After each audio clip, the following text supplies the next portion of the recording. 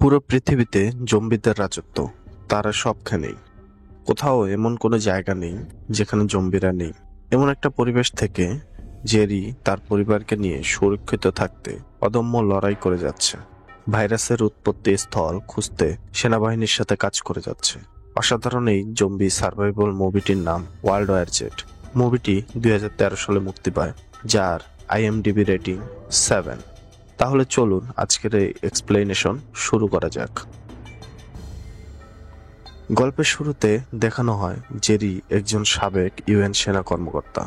সে তার পরিবারের সাথে পেনসিলভেনিয়া শহরে বসবাস করে। তার পরিবারে তার স্ত্রী, তার 2 মেয়ে আছে। তার স্ত্রীর নাম কেরিন, বড় মেয়ের নাম রেচেল এবং ছোট মেয়ের নাম কোনি। প্রতিদিনের মতো সে তার পরিবারের সাথে গাড়িতে করে বের হয়। জেরি ট্রাফিক জ্যামে আটকা পড়ে। তখন সে দেখে আকাশে অনেক হেলিকপ্টার উড়ছে। তখন জেরি গাড়ি থেকে বের হয় দেখার জন্য যে কি হয়েছে। বের হয়ে দেখে চারদিকে কেমন জানি একটা অস্থিতিশীল পরিবেশ। তারপর কিছু দূরে হঠাৎ একটি বিস্ফোরণ ঘটে। সাথে সাথে জেরি গাড়িতে ঢুকে পড়ে। এরপর পাশের গাড়িতে একটি ট্রাক এসে ধাক্কা মারে। জেরি তখন ট্রাকটির পিছনে পিছনে গাড়ি চালিয়ে এখান থেকে বের হওয়ার চেষ্টা করে। কিছু দূর যাওয়ার পরে একটি অ্যাম্বুলেন্স এসে তাদের গাড়িতে ধাক্কা মারে এবং তারা আহত হয়।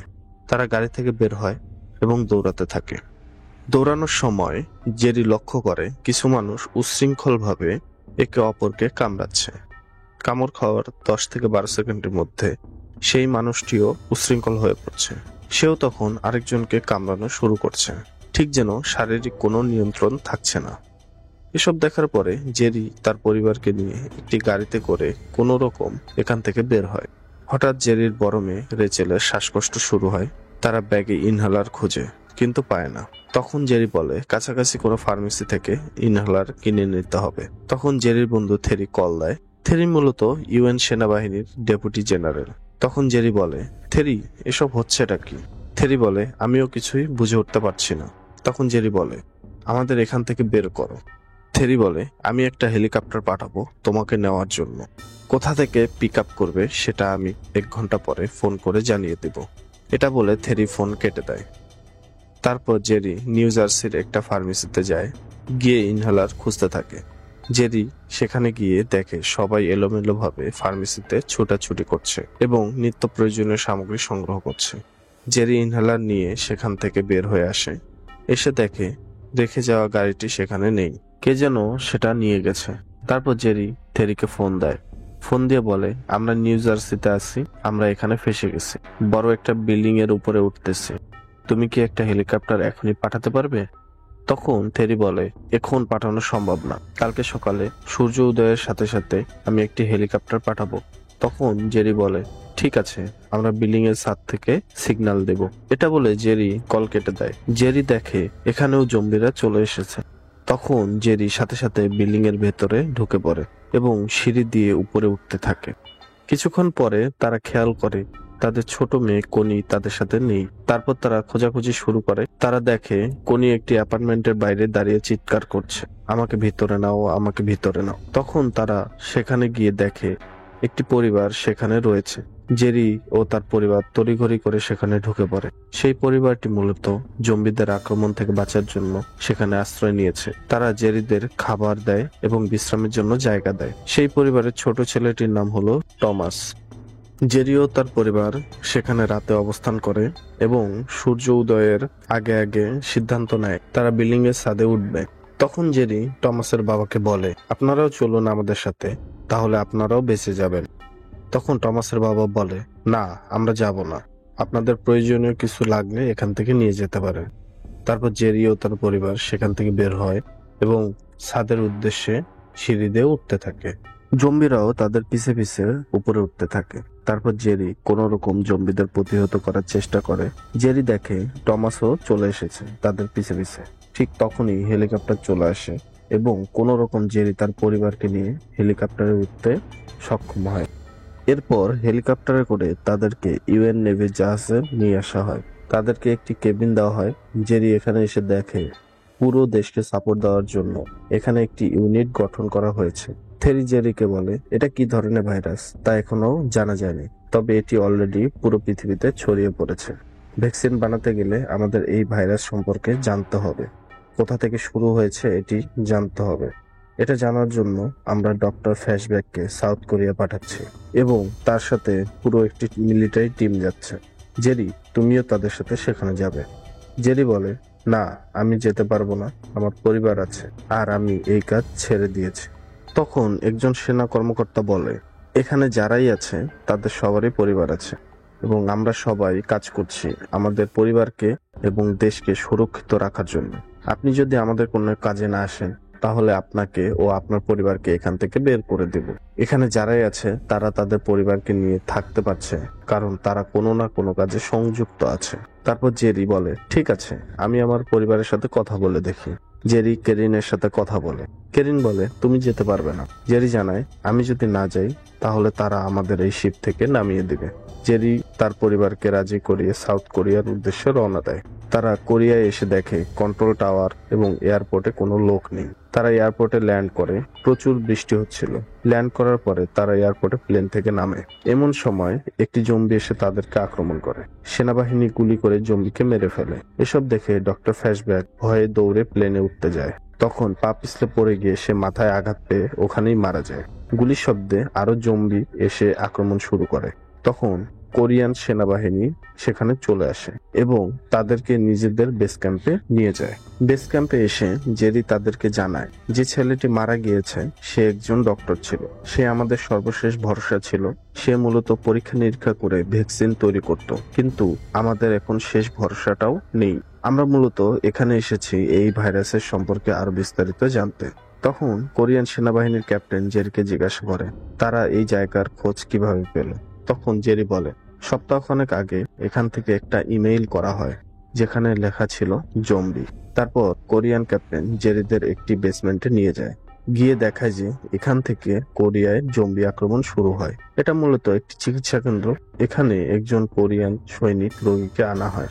ডাক্তার পরীক্ষা নিরীক্ষা করার সময় সেই সৈনিক ডাক্তারকে কামড়ে দেয়। তারপর পুরো চিকিৎসা কেন্দ্রের সবাই জম্বি ভাইরাসে আক্রান্ত হয়। তারপর জেরি ক্যাপ্টেনকে জিজ্ঞাসা করে, এখানে সবাই কি আক্রান্ত হয়েছে? তখন ক্যাপ্টেন একজন সৈনিকের দিকে ইঙ্গিত করে বলে, ও এই চিকিৎসা কেন্দ্রে ছিল। জম্বিরা ওর পাশ ঘেঁষে ছোটাছুটি করছিল, কিন্তু ওকে কামড় দেয়নি, এমনকি ওর দিকে ঘুরেও তাকায়নি। এটা শোনার পরে জেরি ভাবতে থাকে, কি এমন কারণে এই সৈনিককে জম্বিরা আক্রমণ করেনি। তারপর জেরি ওখানে একজন আসামিকে দেখতে পায় যিনি নর্থ কোরিয়ায় বন্দুক কেনাবেচার জন্য গ্রেপ্তার হন। তখন জেরি সেই আসামিকে জিজ্ঞাসা করে, নর্থ কোরিয়ায় কিভাবে জম্বিদের প্রতিহত করা হচ্ছে? তখন সেই আসামি উত্তর দেয়, নর্থ কোরিয়ায় সবার দাঁত উপড়ে ফেলা হচ্ছে। যদি দাঁতই না থাকে তাহলে আক্রান্ত হয়ে কিভাবে অপরকে কামড়াবে? এটা শোনার পরে জেরি জিজ্ঞাসা করে, নর্থ কোরিয়া কিভাবে আগে থেকেই জম্বি সম্পর্কে জানতে পারলো? আসামি উত্তর দেয়, ইসরায়েল সবার আগে জম্বিদের সম্পর্কে জানতে পারে এবং তারা বর্তমানে সবচেয়ে বেশি সুরক্ষিত রয়েছে। সেখান থেকেই নর্থ কোরিয়া জম্বিদের সম্পর্কে জানতে পারে। এটা শোনার পরে জেরি সিদ্ধান্ত নেয় সে ইসরায়েল যাবে এবং এই ভাইরাস সম্পর্কে আরো বিস্তারিত তথ্য সংগ্রহ করবে। জেরি ক্যাপ্টেনকে বলে সে ইসরায়েল যাবে, ক্যাপ্টেন যেন তাকে সাহায্য করে। জেরি ক্যাপ্টেনের সাহায্যে সাউথ কোরিয়া থেকে বের হয়ে ইসরায়েলের উদ্দেশ্যে রওনা দেয়। জেরি ও একজন কো পাইলট ইসরায়েলে পৌঁছায়। জেরি কো পাইলটকে বলে, তুমি এখানে অপেক্ষা করো, আমি আসলে যেন দ্রুত এখান থেকে বের হতে পারি। তারপর জেরি ইসরায়েলের প্রেসিডেন্টের সাথে দেখা করতে যায়। সেখানে গিয়ে দেখে ইসরায়েল তাদের শহরের চারপাশে লম্বা উঁচু দেয়াল তৈরি করেছে, যার ভিতরে জম্বিরা প্রবেশ করতে পারছে না। তখন জেরি প্রেসিডেন্টকে জিজ্ঞাসা করে, আপনারা কিভাবে আগে থেকে জম্বিদের সম্পর্কে জানতে পারলেন এবং এত উঁচু দেয়াল তৈরি করতে পারলেন? তখন প্রেসিডেন্ট বলে, আমরা মূলত ইন্ডিয়া থেকে জম্বিদের সম্পর্কে জানতে পারি, তারপর আমরা এই উঁচু দেয়াল নির্মাণ করি এবং নিজেদের সুরক্ষিত রাখি। তখন জেরি জিজ্ঞাসা করে, তাহলে কি এই ভাইরাসটি ইন্ডিয়া থেকে ছড়িয়েছে? তখন প্রেসিডেন্ট বলে, চারদিকে ভাইরাসটি এত বেশি ছড়িয়েছে যে ভাইরাস কোথায় প্রথম শনাক্ত হয় তা বলা মুশকিল। পরের দৃশ্যে দেখানো হয় জেরি সেখানে যায় যেখানে ইসরায়েলের অন্যান্য সুস্থ জনগণকে নিয়ে আসা হচ্ছিল দেয়ালের ভিতরে। জেরি দেখে সেখানে লোকেরা প্রার্থনা করছে এবং মাইকে প্রচন্ড আওয়াজ করছিল। আওয়াজের তীব্রতায় জম্বিরা আকৃষ্ট হয়ে দেওয়ালের উপর দিয়ে চলে আসে। এসব দেখে সবাই এদিক সেদিক ছোটাছুটি করে।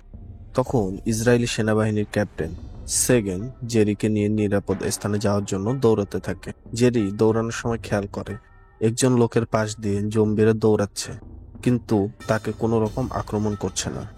জেরিকে বাঁচাতে গিয়ে একটা জম্বি সেগেনের হাতে কামড় দেয়। তখন তাৎক্ষণিকভাবে জেরি একটি ছুরি দিয়ে সেগেনের হাত কেটে ফেলে, যেন ভাইরাসটি পুরো শরীরে সংক্রমিত হতে না পারে। তারপর একটি কাপড় দিয়ে সেগেনের হাত বেঁধে দেয় এবং হেলিকপ্টারের দিকে দৌড়াতে থাকে। কিন্তু জম্বিরা হেলিকপ্টারে আক্রমণ করে, যার ফলে হেলিকপ্টারটি ক্র্যাশ ল্যান্ডিং করে।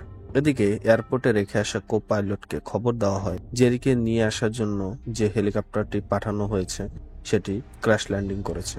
এই খবর শোনার পরে কো পাইলট প্লেন নিয়ে আমেরিকার উদ্দেশ্যে চলে যায়।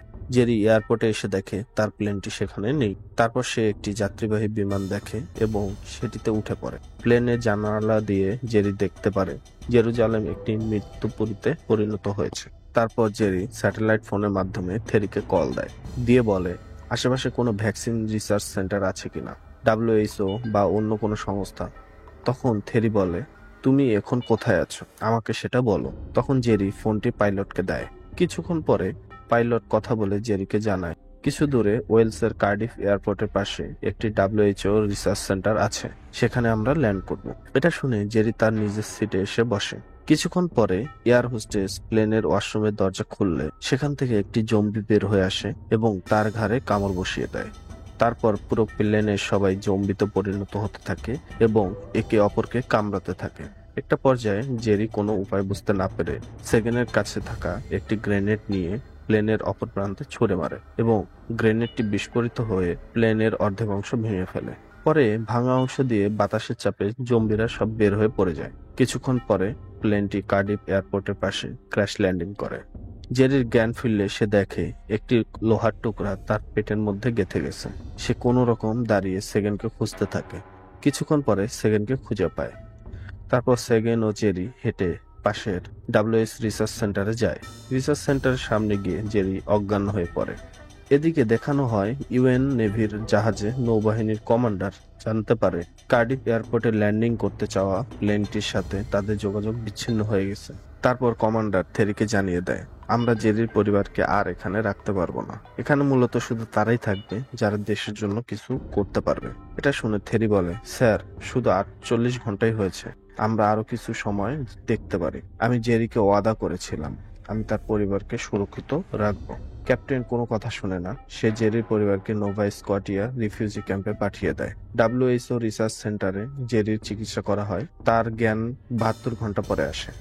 জেরি উঠেই তার স্যাটেলাইট ফোনটি খুঁজতে থাকে এবং WHO এর ইনচার্জকে বলতে থাকে, আমাকে ফোনটি দেন, আমি আমার পরিবারের সাথে কথা বলবো। ইনচার্জ বলে, আগে তুমি তোমার পরিচয় দাও, তারপর তোমাকে এই ফোনটি দেব। তখন জেরি বলে, ঠিক আছে, তুমি কল দাও, কল দিয়ে জিজ্ঞাসা করো আমি কে, তারাই তোমাকে উত্তর দিয়ে দিবে। ইনচার্জ থেরিকে ফোন দেয়। জেরি বলে, থেরি, আমার সামনে 2জন লোক আছে, তাদেরকে আমার পরিচয় দাও, তাহলেই আমি তোমার সাথে কথা বলতে পারবো। তখন থেরি তাদেরকে তার পরিচয় দেয়। জেরি থেরিকে জিজ্ঞাসা করে, ক্যারিন কোথায়? থেরি বলে, আমি তাদেরকে রাখার অনেক চেষ্টা করেছি কিন্তু পারিনি। তাদেরকে রিফিউজি ক্যাম্পে পাঠানো হয়েছে এবং তারা ওখানে সেফ আছে। একথা শুনে জেরি অনেক উত্তেজিত হয়ে যায়। তখন ইনচার্জ বলে, আপনি শান্ত হন, আপনি এখনো অসুস্থ। তারপর জেরিকে জিজ্ঞাসা করা হয়, আপনি এখানে কেন এসেছেন? তখন জেরি বলে, আমি এখানে এসেছি যে কোনো একটি মরণঘাতী রোগের জন্য। একথা শুনে ওখানকার সবাই অবাক হয়ে যায়। জেরি আরো বলে, আমার এমন একটা মরণঘাতী রোগ লাগবে যেটি অনেক ভয়ানক কিন্তু চিকিৎসা করে সারিয়ে তোলা যায়। ডাক্তাররা জিজ্ঞাসা করে, তোমার এগুলো লাগবে কেন? জেরি উত্তর দেয়, আমার ধারণা জম্বিরা তাদেরকে কোনো আক্রমণ করে না যারা মরণঘাতী রোগে আক্রান্ত। আমি দেখেছি জেরুজালেমে জম্বিরা সবাইকে আক্রমণ করলেও শুধু কয়েকজনকে আক্রমণ করছিল না, বরঞ্চ তাদের পাশ দিয়ে জম্বিরা ছোটাছুটি করছিল। একজন ডাক্তার বলে, এর মানে তো এই নয় যে আমরা পুরো পৃথিবীর সবাইকে মরণঘাতী রোগে আক্রান্ত করে জম্বি ভাইরাস থেকে বাঁচাতে পারবো। জেরি বলে, আমরা শুধু কিছুটা সময় ক্ষেপণ করব, যতক্ষণ না পর্যন্ত ভ্যাকসিন তৈরি করা যায়। এটা এক প্রকার ছলনা জম্বিদের সাথে। যখন ভ্যাকসিন আবিষ্কার হয়ে যাবে তখন আবার আমরা সবাইকে সুস্থ করে তুলব। তখন ইনচার্জ বলে, আমাদের কাছে সব ধরনের মরণঘাতী ভাইরাস আছে, কিন্তু সমস্যা একটাই, সেগুলো সব বি উইং করিডোরে রাখা আছে আর সেখানকার সবাই জম্বিতে পরিণত হয়ে গেছে। ডাক্তার CCTV ক্যামেরায় দেখায় বি উইং এ জম্বি স্যাম্পল নিয়ে আসা হয়েছিল রিসার্চ করার জন্য। ভুলক্রমে ইনজেকশনের মাধ্যমে ডাক্তারের শরীরে সেই ভাইরাসটি প্রবেশ করে, যার ফলে বি উইং এ যারা ছিল তারা সবাই জম্বিতে পরিণত হয়। ওখানে 80 জন লোক কাজ করছিল, তারা সবাই জম্বিতে পরিণত হয়ে গেছে। তবে তারা শান্ত অবস্থায় আছে, কারণ এখনো কোনো শব্দ তাদের কানে পৌঁছায়নি। মূলত শব্দ জম্বিদের আকর্ষণ করে এবং আরো উত্তেজিত করে তোলে। এসব দেখার পরে জেরি সিদ্ধান্ত নেয় সে ওখানে গিয়ে ভাইরাসের স্যাম্পল নিয়ে আসবে। জেরির সাথে সেগেন ও ইনচার্জও যাবে। তারা সাবধানতার সাথে বি উইং এ যেতে থাকে। বাকি ডাক্তাররা তাদেরকে সিসিটিভি ক্যামেরায় মনিটরিং করতে থাকে। যাওয়ার এক পর্যায়ে তারা ভুলবশত শব্দ করে বসে এবং জম্বিরা উত্তেজিত হয়ে তাদেরকে তাড়া শুরু করে। তখন জেরি উল্টো দিকে দৌড়ানো শুরু করে এবং সেগেন ও ইনচার্জকে বলে, তোমরা ভল্টের কাছে গিয়ে ভাইরাস স্যাম্পল সংগ্রহ করো, আমি জম্বিদের অন্য পাশে নিয়ে যাচ্ছি। এটা বলে জেরি দৌড় দেয়। জম্বিরা তার পিছে পিছে দৌড়াতে থাকে, কিন্তু সেগেন ও ইনচার্জ ভল পর্যন্ত পৌঁছাতে পারে না। তখন তারা ফিরে আসার সিদ্ধান্ত নেয় এবং অনেক কষ্টে তারা মেইন বিল্ডিং এ ফিরে আসে। এদিকে জেরি এক পর্যায়ে ভল্টে পৌঁছে যায়। সে ভাইরাস স্যাম্পল গুলো কালেক্ট করে এবং বের হতে যাবে, তখন দেখে ঠিক ভল্টের গেটের অপর দিকে একটা জম্বি দাঁড়িয়ে আছে। জেরি কোনো উপায় খুঁজে পায় না। সে ইনজেকশনের মাধ্যমে মরণঘাতী রোগের ভাইরাস নিজের শরীরে পুশ করে এবং কিছুক্ষণ ওয়েট করে ভাইরাসের কার্যক্রম শুরু হওয়ার জন্য। কিছুক্ষণ অপেক্ষা করার পরে জেরি ভাইরাস স্যাম্পল গুলো নিয়ে ভল্টের দরজা খুলে দেয় এবং অবাক করার বিষয়, জম্বি তাকে কোনো আক্রমণ করে না। সে ঠিক জম্বিদের পাশ দিয়ে হেঁটে মেইন বিল্ডিং এ চলে আসে। তারপরের দৃশ্যে দেখানো হয় জেরি তার পরিবারের কাছে রিফিউজি ক্যাম্পে চলে আসে এবং পুরো পৃথিবীতে ভাইরাসের ভ্যাকসিন পাঠিয়ে দেওয়া হয়। এখানেই এই অসাধারণ মুভিটির সমাপ্তি ঘটে। আপনাদের আজকের এক্সপ্লেনেশন কেমন লাগলো তা অবশ্যই কমেন্ট করে জানাবেন। পরবর্তী কোন মুভির এক্সপ্লেনেশন চান তা অবশ্যই আমাকে জানাবেন। ভিডিওটি ভালো লাগলে অবশ্যই লাইক, কমেন্ট ও চ্যানেলটি সাবস্ক্রাইব করবেন। ভালো থাকবেন সবাই।